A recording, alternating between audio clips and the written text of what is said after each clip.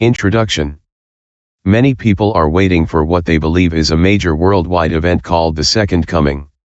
But, is this event, the advent of Messiah, totally understood?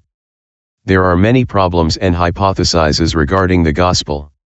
Firstly, the evidence should be noted, and then things are more clearly understood, because there are some larger issues. At some point in time around 33 CE or after lived 12 apostles who each held a collection of scrolls. They followed their teacher, the Messiah. Yahshua Messiah held a scroll while delivering the well-known Sermon on the Mount. When Yahshua Messiah was coming to the age of accountability, he received a scroll from the temple in Jerusalem. This would have been during the Feast of Tabernacles in a 7th year, because that is in accord with the Jewish traditional law. Since he is the Messiah, and of the seed of King David, he was entitled to a copy of the collection of sayings transmitted down in writing from King David.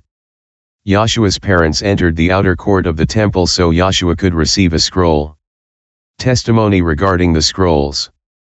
Please notice the following information regarding the precepts of the gospel, as recorded by John Fox. Timothy, the celebrated disciple of St. Paul, and Bishop of Ephesus, was born at Lystra in the province of Lycaonia. His father was a Gentile, and his mother a Jewess, but both his parents and his grandmother embraced Christianity, by which means Timothy was taught from his infancy the precepts of the gospel. In the year 180 the Emperor Antoninus died, and was succeeded by his son Commodus, who did not imitate his father in any respect.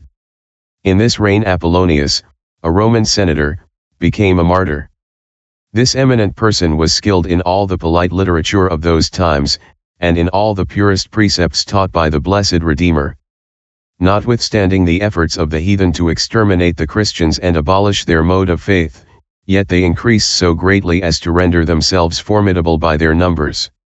They, however, forgot the precepts of their Redeemer, and instead of adopting his humility, they gave themselves up to vain attire, living sumptuously, building stately edifices for churches, and thus provoking envy and hatred.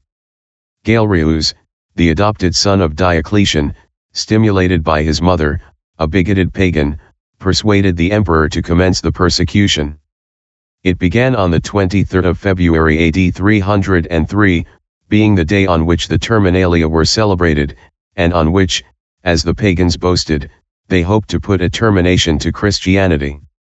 There would have been 12 scrolls of the gospel, and of these we received 4 gospel writings. A multitude of scrolls were burnt, and a multitude of people killed during the times of the Roman Empire, and afterwards. With the scrolls burnt, what have we received today? What effect does it have on us now? Let us examine what the Bible says. Psalm 119 verse 165, says, "Abundant welfare have they who love your precept, but a non-existent thing will be a stumbling block to them." Romans 14 verse 13, says, "Therefore, let us stop passing judgment on one another.